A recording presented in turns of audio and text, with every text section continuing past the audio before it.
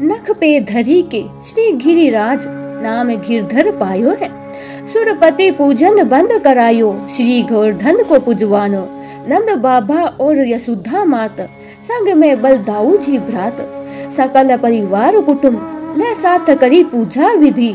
सो निज हाथ 1.25 लाख मन सामग्री को भोग लगायो है। ब्रजवासी ब्रज गोपियां आई है, वे पकवान डाला भर लाई है। चली कोई उल्टी पटिया पर चली कोई एक दीर्घ। अंजन सार कान में नथली झलके दार नाक में। करण फूल लियो डार उल्टे सीधे अंग में। गहने लिए डार उठल पहरे वस्त्र सब उलट कर श्रृंगार प्रेम मगन। वंश भाई वदन को होश गमायो है। पूजा करी परिक्रमा धीनी करी दंडोती स्तुति कीनी। सबने मिली बोलो जयकार जय जयकार बड़ो सुर। पति को क्रोध अपार मेघ मालो से कहे ललकार। ब्रज को करी दऊ पैयादार मूसाधार पार में हूँ। सुरपति बरसाया है ब्रजवासी मन में घबराया है। कृष्ण चंद्र के जोर सो आयो कोप इंद्र ने कियो। आज सहाय कोप बहे महाराज छोड़ी ब्रज कहाँ। को जामन में भाज आपके हाथ हमारी लाज राख्यो श्री गिरधर राजकुमार। मुकुट बारे ने ध्यान लगायो हे ब्रजवासी मन धरी दर्यासो। सबरो ब्रज एक ठोर बुलाइयो लियो गोवर्धन नख पे धार। दाऊ हल मुसल लियो संभार संग में गोपी गो और गो ग्वाल। कियो गिरी तले ब्रज विस्तार तो पे करे आनंद नाये। चिटकर आयो है मधुर मधुर बांसुरी बजाई। सब ब्रज में आनंद रहियो छाई। अब आप सभी को गोवर्धन पूजा की ढेर सारी शुभकामनाएं। कान्हा जी सधे आप और आपके परिवार जनों की रक्षा करें। आज गोवर्धन पूजा के इस शुभ अवसर पर हम सब मिलकर गिरिराज गोवर्धन जी का स्मरण करके दिव्य कथा का श्रवण करते हैं। एक बार नंद जी ने पूछा, महापराग स्नान जी आप सर्वज्ञ और बहुश्रुत है। मैंने आपके मुख से ब्रजमंडल के महात्म का वर्णन सुना है। अब गोवर्धन नाम से प्रसिद्ध जो पर्वत है उसकी उत्पत्ति कैसी हुई और ये भी मुझे कृपा कर बताइए। इस गिरि श्रेष्ठ गोवर्धन को लोग गिरिराज क्यों कहते हैं, इसका महात्म भी मुझसे कहिए, क्योंकि आप ज्ञानियों के शिरोमणि हैं। तब सनान जी बोले, एक समय की बात है, हस्तिनापुर में महाराज पांडु ने धर्मधारियों में श्रेष्ठ श्री भीष्म जी से ऐसा ही प्रश्न किया था, पर उनकी उस प्रश्न को और भीष्म जी द्वारा दिए गए उत्तर को अन्य बहुत से लोग भी सुन रहे थे। उस समय भीष्म जी ने जो उत्तर दिया वही मैं यहाँ सुना रहा हूँ। साक्षात परिपूर्ण भगवान श्री कृष्ण जो असंख्य ब्रह्मांड के अधिपति है, गोलोक के नाथ है और सब कुछ करने में समर्थ है, जब पृथ्वी का भार उतारने के लिए स्वयं इस भूतल पर पधारने लगे, तब उन जनार्दन देव ने अपनी प्राण बलवा राधा जी से कहा, प्रिय तुम मेरे वियोग से भयभीत रहती हो, इसीलिए तुम भी मेरे साथ भूतल पर चलो। श्री राधा जी बोली, हे प्राणनाथ, जहाँ वृंदावन नहीं है, जहाँ यमुना नदी नहीं है और जहाँ गोवर्धन पर्वत नहीं है, वहाँ तो मेरे मन को कभी सुख मिल ही नहीं सकता। सनानंद जी कहते हैं, नंदराज श्री राधा जी की ये बात सुनकर स्वयं श्री हरि ने अपने धाम से 84 कोस विस्तृत भूमि गोवर्धन पर्वत और यमुना नदी को भूतल पर भेजा और उस समय 84 कोस विस्तार वाली गोकुल की सर्वे लोक वंदिता भूमि 24 वनों के साथ यहाँ आई। गोवर्धन पर्वत ने भारतवर्ष के पश्चिम दिशा में सालमली द्वीप के भीतर द्रोणाचल की पत्नी के गर्भ से जन्म ग्रहण किया। उस अवसर पर देवताओं ने गोवर्धन के ऊपर पुष्प बरसाए। हिमालय और सुमेरु आदि समस्त पर्वतों ने वहां आकर प्रणाम किया। फिर परिक्रमा करके गोवर्धन का विधिवत पूजन किया। पूजन करने के पश्चात उन महान पर्वतों ने गिरिराज गोवर्धन की स्तुति प्रारंभ की। पर्वत बोले, आप साक्षात परिपूर्ण भगवान श्री कृष्ण चंद्र के गोलोक में धाम में यहाँ दिव्य गो का समुदाय निवास करता है तथा गोपाल और गोप सुंदरियां शोभा पाती है। सुशोभित होते हो आप ही गोवर्धन नाम से वृंदावन में विराजमान रहते हो। इस समय आप ही हम समस्त पर्वतों में गिरिराज हो, आप वृंदावन की गोद में समोध निवास करने वाले गोलोक के मुकुट मणि हो और पूर्ण ब्रह्मांड और ब्रह्म परमात्मा श्री कृष्ण के हाथों में किसी विशिष्ट अवसर पर छत्र के समान शोभा पाते हो। आप गौरधन को हमारा साधा नमस्कार है। सदानंदन जी कहते हैं, हे नंदराज, जब इस प्रकार स्तुति करके सब पर्वत अपने अपने स्थान पर चले गए, तभी से यह गिरिश्रेष्ठ गोवर्धन साक्षात गिरिराज कहलाने लगा है। एक समय मुनि श्रेष्ठ पुलस जी तीर्थ यात्रा के लिए भूतल पर भ्रमण करने लगे। उन महामुनि ने द्रोणाचार्य के पुत्र श्याम वर्ण वाले श्रेष्ठ पर्वत को, गोवर्धन को देखा, जिसके ऊपर मध्यवली लता के सुमन सुशोभित हो रहे थे। वहाँ के वृक्ष फलों के भार से लदे हुए थे। निर्जल के झरझर शब्द वहाँ से गूंज रहे थे। उस पर्वत पर बड़ी शांति विराजमान रही थी। अपनी कंदराग होके कारण वह मंडल का धाम जान पड़ता था। शिखरों से सुशोभित वह रत्नमय मनोहर शैल तपस्या करने के लिए उपयुक्त स्थान था। तरह तरह का चित्र विचित्र धातु उस पर्वत के अवयव में विचित्र शोभा का आधान करती थी। उसकी भूमि ढालूंगा ध्वनि से मंडित गोवर्धन पर्वत मुमुक्षु के लिए मोक्ष पद प्रतीत होता था। मुनीश्वर पुलस के मन में उस पर्वत को प्राप्त करने की इच्छा जागी। इसके लिए वे द्रोणाचार्य के समीप गए।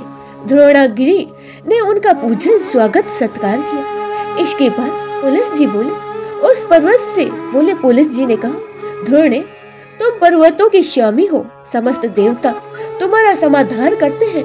तुम दिव्य औषधियों से संपन्न हो और मनुष्य का सदा ही जीवन देने वाले हो।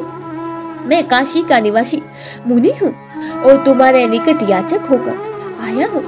तुम अपने पुत्र गोवर्धन को मुझे दे दो। यहाँ अन्य वस्तु से मेरा कोई प्रयोजन नहीं है।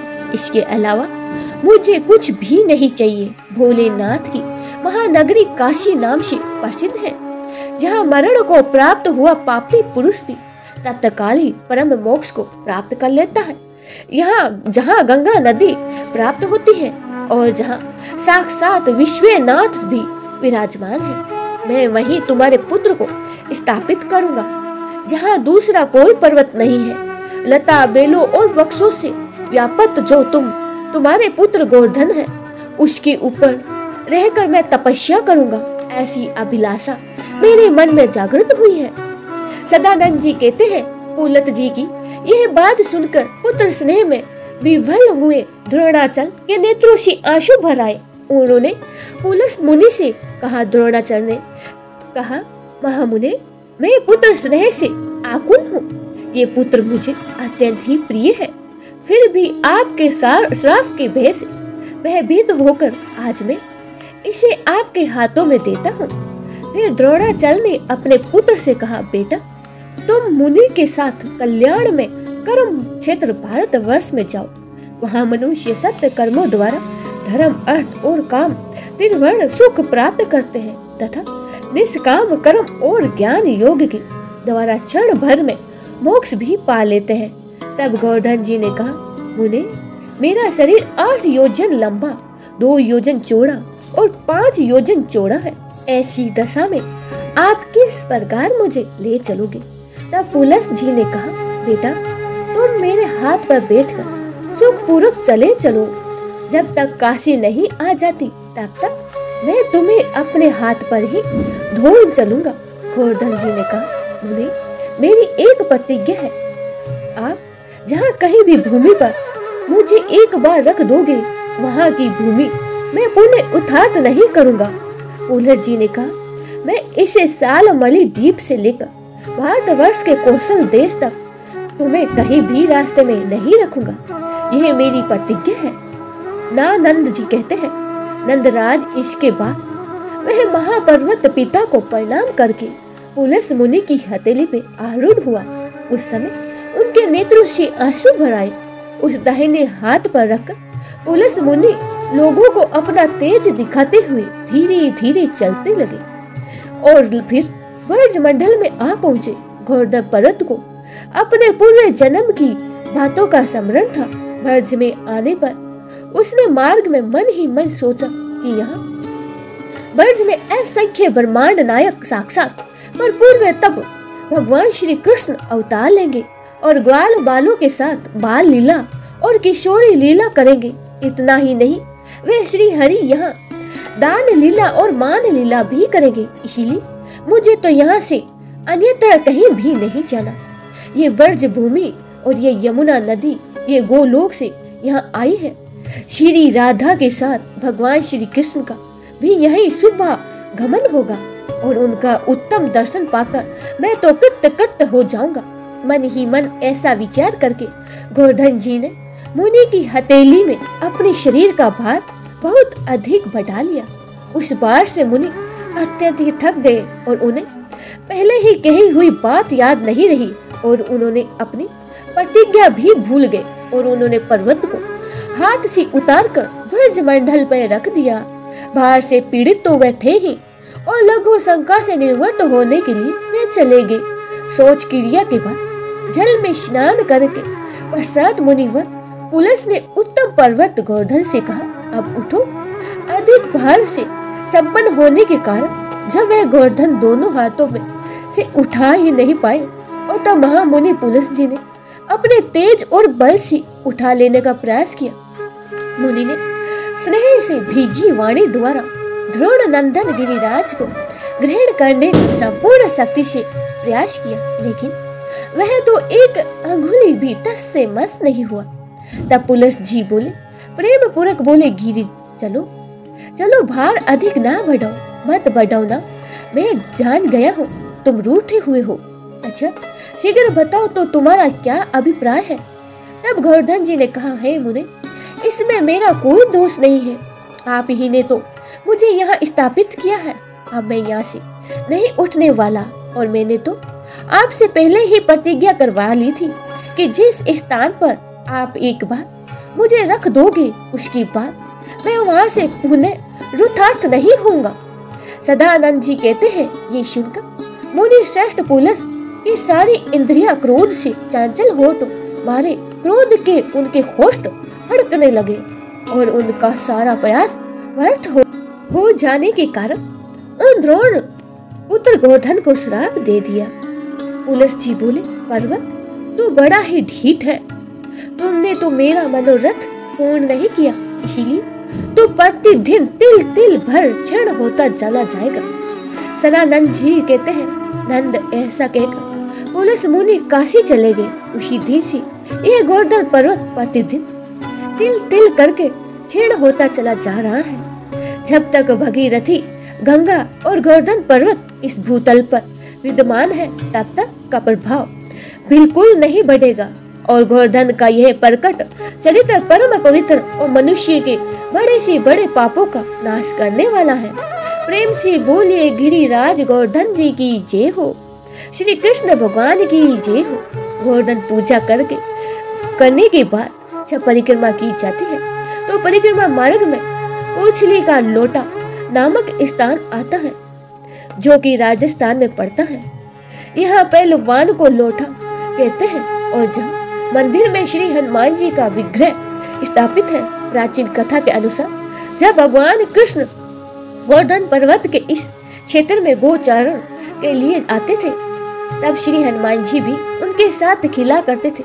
दोनों साथ साथ भोजन और बातें किया करते थे, किंतु जब भगवान श्री कृष्ण की लीलाएं पूर्ण हो गई और उसके बाद उनके वैकुंठ गमन का समय आया तो हनुमान जी उदास हो गए और उनके विरह में दुखी होकर कहने लगे कि प्रभु आप तो अपने धाम में जा रहे हो लेकिन मैं तो अकेला हो जाऊंगा, क्योंकि हनुमान जी तो अमरता का वरदान मिला है, वे हर युग में इस धरती पर ही विराजमान रहेंगे।